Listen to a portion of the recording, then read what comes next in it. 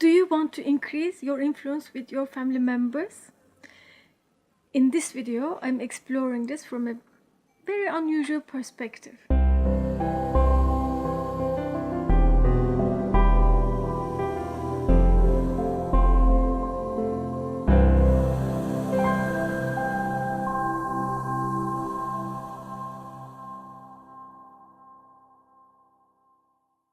Stephen is with me again. Stephen is my husband, as you know, and he's writing a concise book on family businesses. And in his research, he was talking to me about a family called Mogi Family, and the Kukaman company, maybe you would know from the soy sauces in the supermarkets, and that they have written their family business governance in 17th century. And when he told me about that, I thought it was so incredible, and it's so rare, I think, that we should explore it, and I asked his assistance in making this video. Welcome again. Oh, you're welcome. So I will go through some of the governance items so that maybe we can look at it in detail and see what made a difference, what made them so sustainable as a family business. So what is a governance exactly? Governance is a set of rules that family members and workers adhere to while conducting their lives and their businesses.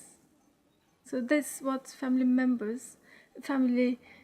elders have put out in 17th century so that the descendants and the current family members could follow.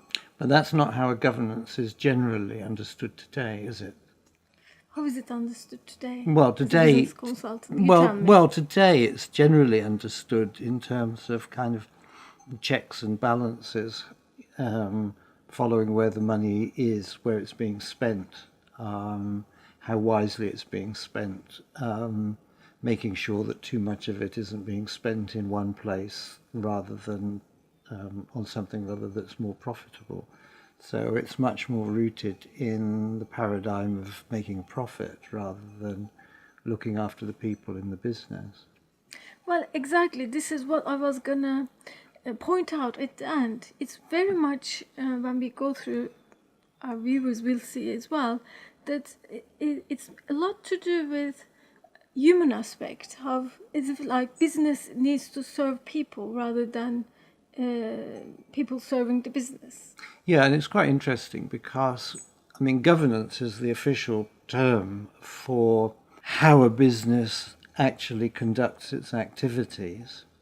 Yet we've had a sort of major discussion on one of the academic forums about the appropriateness of having a governance for that forum, and we've actually been exploring a different paradigm, which is the paradigm of hosting. So in a way, I think this is quite important.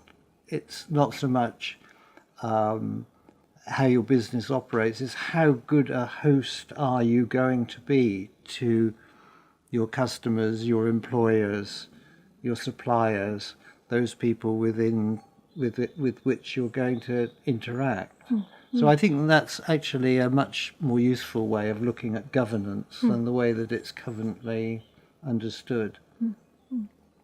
Well, thank you for that clarification. Now let's look at a few of the items, because there were quite a few, but I chose some of them. There were 16, I think. Yes, I have chosen 6 of them, I think. Mm-hmm. Never fight, always respect each other. And there was another one quite related to that. If the master isn't polite, the others wouldn't follow. Yes, okay. What do you want me to say? So, I mean, these are complementary, I thought. It's a conduct. Well, I think the person that founds... You see, a business is founded by somebody or some people. It doesn't just appear out of nowhere. Somebody kind of takes an initiative with it. And in many ways, the personality of a person or persons that found a business are going to remain influential in the way in which that business operates, often after they've even died, and maybe the business has gone into a 3rd or 4th generation. So, in that sense, how you conduct yourself as a business leader right from the very beginning is going to be important. And if you want your business to actually change the way it conducts its business, then some kind of ritual or process is going to have to deliberately be taken place in order to make it clear why the business is conducting itself in a different way. And one of the big mistakes that people make with family businesses is that quite frequently the business gets frozen at the time that the founder leaves. So, in fact, the founder could actually be quite a flexible person, could probably adapted with the times. Maybe they lived for 30 or 50 years, and during which time they ran their business, and they probably had to adjust the way the business ran sort of 5 or more times within that period. Yet, when they die, it's the final way the business was conducted that gets adopted as the way that this company does business. And they completely forget that the founder of the business actually was adaptable, and therefore, in a digital age, would probably be operating in a different kind of way and be quite comfortable doing so. Yes, since I titled this post "How to Influence Family Members," I thought this idea that they have to be an example to their people was important in this item as well. It is, yeah. And it relates very much into this idea of personal branding. For example, in your business, actually you are the brand. Your photograph appears as your icon in various different places. We don't have a logo that's based on something. So it's actually based upon your personality, your brand. To that extent, you are the business. And when other people work for you, such as your assistant, people expect that they're going to work in a similar way. They're going to have a conversation with them that's going to be similar to them having a conversation with you. So your business is a good example, really. Mm-hmm. But it applies to all businesses, really, particularly family businesses. Let's look at another item. Mm-hmm. Virtue is the cause, fortune the effect. Never mistake the cause for the effect. Never judge people by whether they are rich or not. Yes, okay. What? So, in a way, here we see where they place the fortune, money. And virtue is the precursor of financial success. Creation of wealth. Wealth comes from virtue. Well, it is, because it relates to this idea about knowing your market, basically. And, the market is a very kind of circular and dynamic entity. And within the marketplace, there are poor people and there are wealthier people, but they all have to live and they all have to live together. So actually, the way to be profitable is to disrespect the people that are on low incomes, because at some level they're buying products from somebody. If they're not buying products directly from you, they're going to be probably buying them from people that are your suppliers or from people that are your customers. And in any case, in the world there are more people that are not particularly well off than there are the well off. So you don't want to encourage something rather that's going to result in a revolution. You don't want people throwing bricks through the windows of your shops or factories or whatever. So, we respect everybody because it makes commercial sense. Now, it also makes sense from the point of view of how the Mogi family put it forward, because they were very rooted in the Buddhist spiritual tradition. So in that sense, they would hold that everybody is equal. regardless of their income, because at some essential level, we're all spiritual beings. Okay. Well, which leads us to the next one nicely. Love is fundamental. Approach all living being with love. Yes. Well, I think that comes back to what I was talking about with hosting. What kind of a host can you be? So, but what does it mean to love? Does it mean to sort of unconditionally let your employers work the hours they want to work, to turn up at a factory when they want to? Does it mean giving them holidays and sabbaticals? It might mean all of those kind of things, but unless there's some kind of structure within the way in which all these kind of systems and people are going to operate, you're not going to have a business for very long. In fact, you can't actually run a family, let alone a business, unless there are sort of basic routines and systems. I mean, we all have to get up at some stage. We all have to eat at some stage. We also have to do some cleaning or arrange for it to be done somehow. And these are just fundamental to living in our own homes.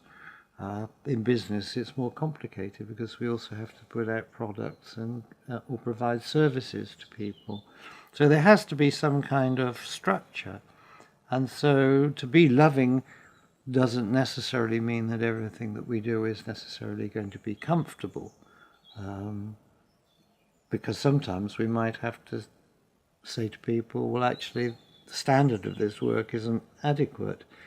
Because when the standard of work isn't adequate, it's not only inadequate for the customer, more fundamentally, it's inadequate for the person that's actually produced it.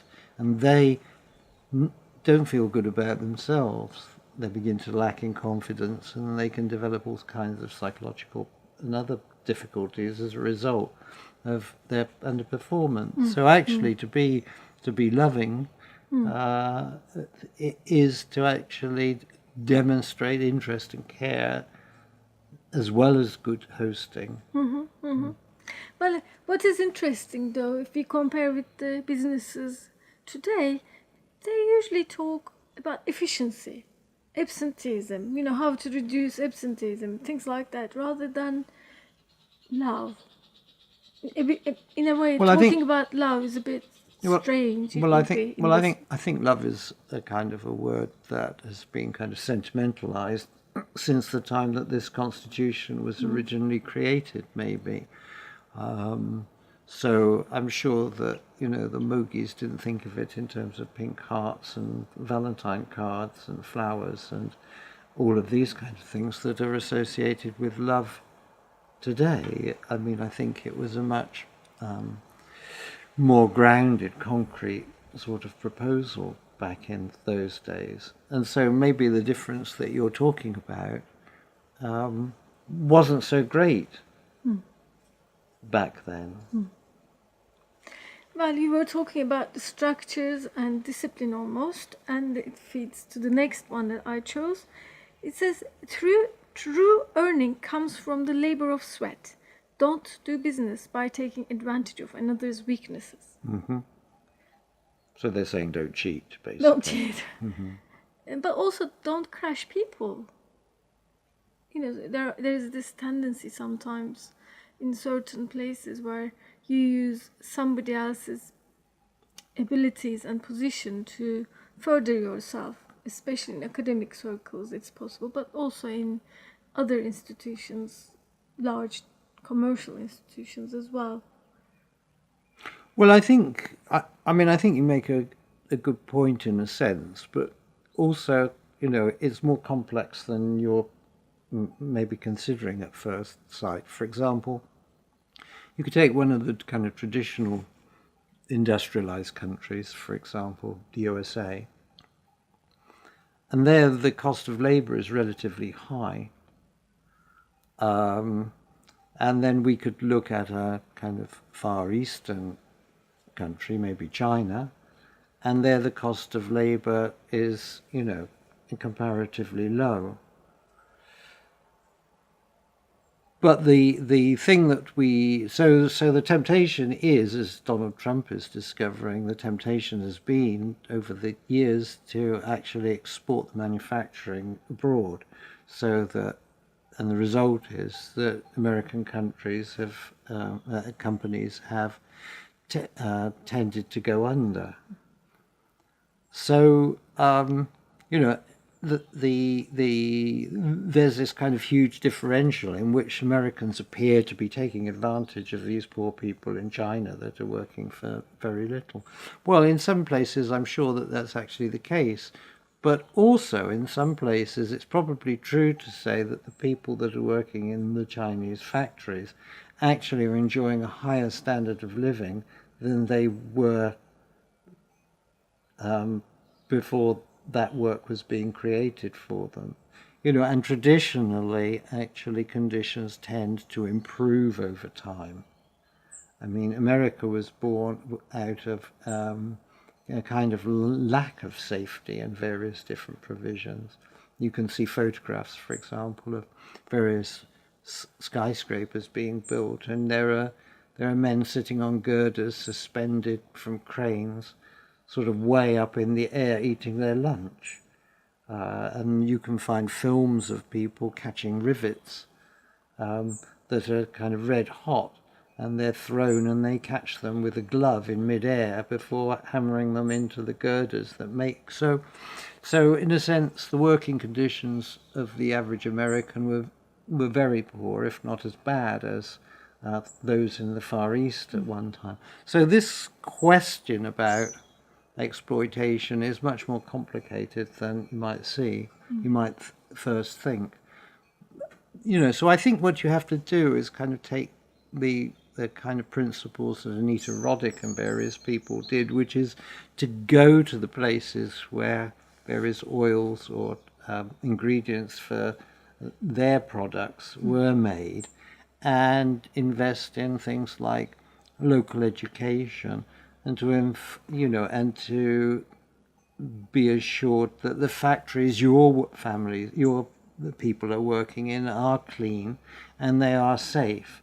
But that's not to say that you have to pay them the same amount of money as you would back home in England, because they would be the equivalent of high court judges in their own country, and actually they're making bars of soap or...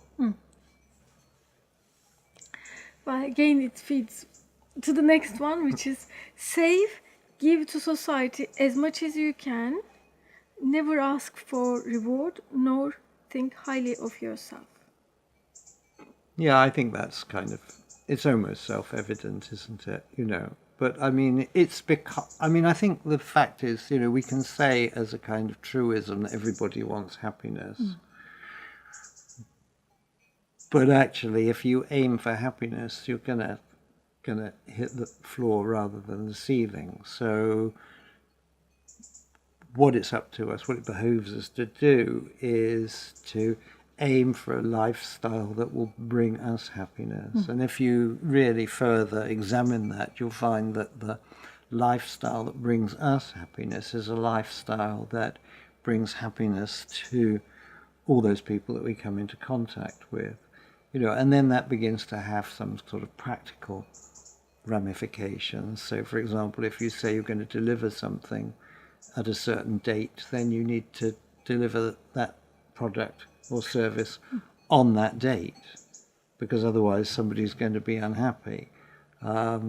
If you're going to say that it's going to be a certain price, then it has to be a certain price, even if you've made a loss, because you actually gave the promise without doing your own figures properly, because otherwise somebody's going to be unhappy, and why should they share in the responsibility for your own miscalculation? So it's all about hosting again. If you're going to host, you can host a party in which everybody gets drunk and gets sick and takes drugs and is promiscuous and has a very bad time and actually loathes themselves, is full of self-loathing and headaches and hangovers in the morning, then you're not a very good host. If you host a party where everybody enjoys themselves, there's good conversations, there's some dancing, there's some celebration, everybody goes home safe, nobody crashes their car on the way home because they took precautions to make sure they would get home safely, then you're a good host. And so this analogy, I think, really kind of spills over into how to run a business. Very good. So let's look at the last one that I chose. Don't decide on important affairs by yourself. Consult with people concerned before making such decisions. In this way, employees will have positive attitude in their work. Yes. Well, I mean, I think it's, it doesn't really matter how independent you feel that you are. You cannot do everything yourself. And this is a big mistake that lots of people make in business. Some years ago, I wrote a manual for a company called Mercurolab for their managers, which was about this, and also a little book called A Pocket Book on Leadership, which I can leave you a link to put in the video below. And that's a very small and very thin book.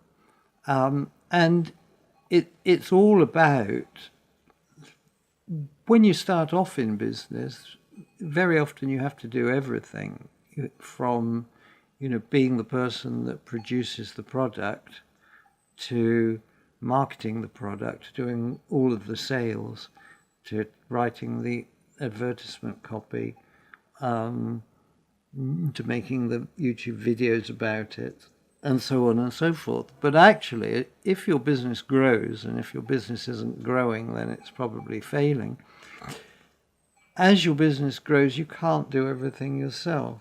And there are people that are more expert than you are in sales. There are people that are more expert than you are in marketing. There are people that are more expert than you are in human relations with your staff. There are people that are more expert than you are, perhaps even in producing your product or services or certain aspects of it. And so curiously, as your business grows, you become much more visionary for your business and far less of the person that's actually delivering or selling these goods and services. And that is a huge jump to take in the way that you think. And so what some of us do is we attempt to keep one or two, we'd like to keep our hand in at our original skill, shall we say, and then we teach the next generation about how to do what we've been doing, basically. And that's actually a bit like businesses grow organically. They have to have this ability to be able to do that. And that means that, yes, we don't know everything. We might have to consult with lawyers, for example. We might have to consult with planning agents to get permission to build plant somewhere. How does it work with family units? Because you were saying that this is different. In family units, people... Well, I think there are expectations, there are cultural expectations, and traditionally these have been that we kind of respect our elders, and our elders are our betters, and therefore they, so the aspiration is, as you become old, that actually you're going to be able to throw your weight around because you haven't been able to do it when you're young. Okay, so one day you're going to have the authority in this family because you have to suffer on the way up there. And of course, this is largely a myth. So I would like to wind down a bit our conversation. Thank you for joining again, and maybe we will continue our videos because I know you are consulting family businesses, but lots of things are relevant for my viewers as well. Not just because they may be running family businesses, but also a family is a family.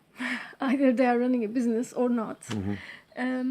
So sustainability for me, for a family business, for me is like, even if they didn't have a family business, it means that they actually passed over, they had something valuable to have passed over, and the quality of life and Well, I mean, I think the thing that you have to bear in mind is, let's go back to the idea of governments, or, the way in which a family business reacts to the world.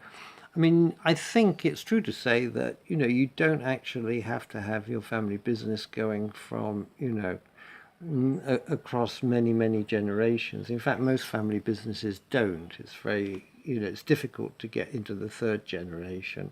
It's difficult to get into the second generation. It's even harder to get into the third. And beyond that, you're doing really, really well.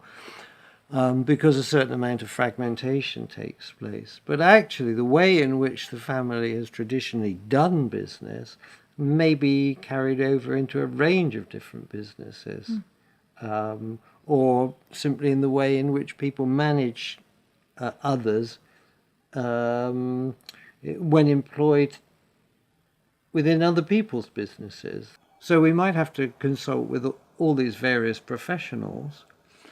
But at the same time, we also need to consult with various family members, because it could be that what we're doing is actually going right outside of the culture of either our family or our immediate society, and going off on a complete tangent. So within a family, there's usually some people that we trust and some people that we trust less. And so, we should have our own kind of team of advisors. I must say, as somebody that consults for family businesses, one of the things that is extremely frustrating is when somebody comes to you and says, can you advise me on this aspect? And you provide them with this advice. And then they come to somebody else that has no experience in that field whatsoever, but happens to be closer to them. And they say, well, I don't know, this doesn't seem the best, why don't you do something else? And nothing gets done. And an opportunity is lost. Okay, so the subject of this video was and is how to influence family members. So if we can connect all of that, it's like the founders of family businesses are visionaries, right? Yes. And they actually quite forceful people, and they can sometimes be quite bossy, and well, they usually have firm boundaries, so they come across as bossy because they have a very clear, focused vision of what they're attempting to do, usually. And they have a belief about who they are, what they do, but they also have frustrations that guide them towards perseverance and towards creating that vision for themselves and for the family. But that can get in the way. Like influencing family members should not be the main focus, should it? Sometimes is. You have to be like me to succeed, or I want you to be like my successor, and the way I do it, you will do it, type of thing. And well, I think I actually think this is a very common misconception, because I don't think that I think that rarely happens within the first generation. I think within the first generation, very often let's step back a little bit from here, because because our viewers may be confused. There are kind of like two kinds of business people. There are some business people that fall into business accidentally because they've been made redundant. So, you happen to been employed in some kind of job, and you're made redundant, and you become a self-employed painter and decorator because you know how to paint, basically. and you're not inspired to do anything else other than, we're not talking about that kind of business. What we're talking about is a business that actually is showing some kind of growth. And that kind of business tends to have somebody who has an idea, is focused on it, and the business develops as they develop as a person. Okay, and they continue to develop as a person. And as I say, at their death, their final iteration as a person tends to be the one that gets carried into the next generation as the way this business functions. But actually, it's always been developing. And this is the problem that I think that you're referring to. And I think often the perception falls more on, in the case of the workers and the employees, particularly the older generation within that company, than actually is inherent in the person themselves. Right, we are back. We had a bit of a family crisis. We did. Few crises, actually. Our daughter But we're still together. spilled water on her computer for the very first time, so she was very upset and sad. And I also ran out of space in my phone, which never happens to me. So now we are back. The light is different. Maybe the angle is different, but we are here to finish our video, aren't we? That's We are. the sort of couple we are. We are. What do we need to talk about? I can't remember where were we? What remind me? We were saying that we apply what we discussed to normal family members without family businesses, and how elders would like to influence the young generation for the better, how they can go about, really. That's what the title of the video is about. Well, is it about elders? I don't know whether it is really. Not necessarily. Everybody wants to influence each other. I want to influence my daughter, but she would like to influence me sometimes. She needs to influence you sometimes, I think. And she does it well. Yeah. So this was an approach from family business perspective, but what I would like to say from my perspective is that if you want to influence somebody, you just be an example to it. Well, that's right. I mean, children do what their parents do. They don't do what they're told. Yes. So this is the main thing, to be a good model and a good host within your family. And your family will turn out all right. Yes. Yes.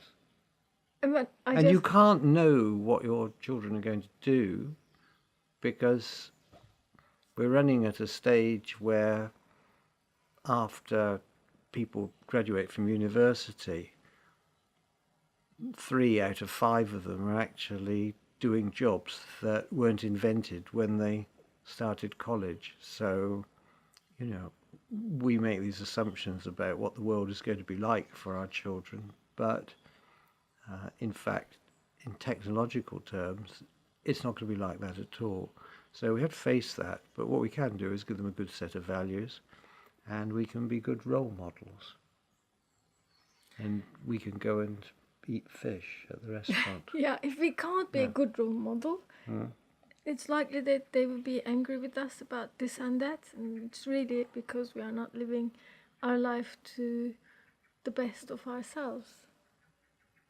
We don't reflect We don't. our best versions. We of don't. who We don't. are. No, we don't reflect the best version And of who then we are. our children get upset with us, and we think they are being adolescent, or they are being awkward, they are being difficult, but actually they really are Yeah. reacting because we are not fulfilling our potential as human beings. So use your family members' awkwardness by getting what is behind it. And if you want to influence anybody, work on yourself, and that's the only thing you can do, right? Why have you got sticking plaster on your thumb?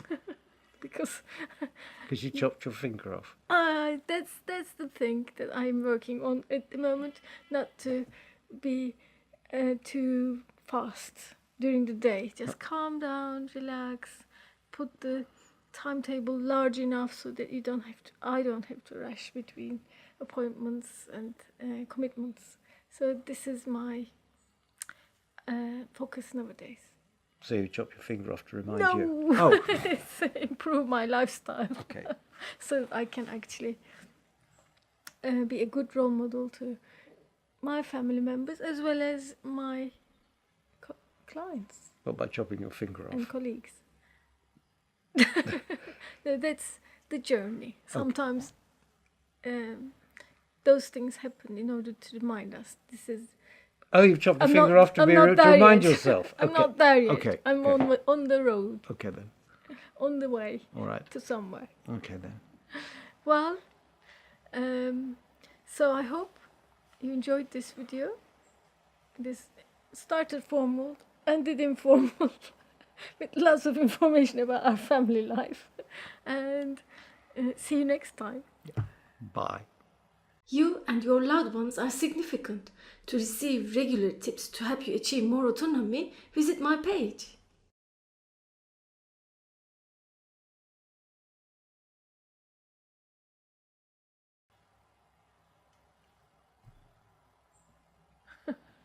You just got stuck there.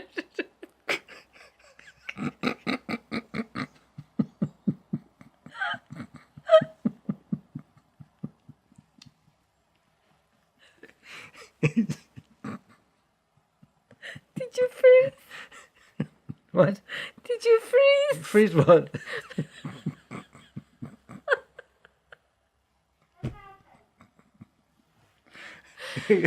I think we should stop now. Yeah.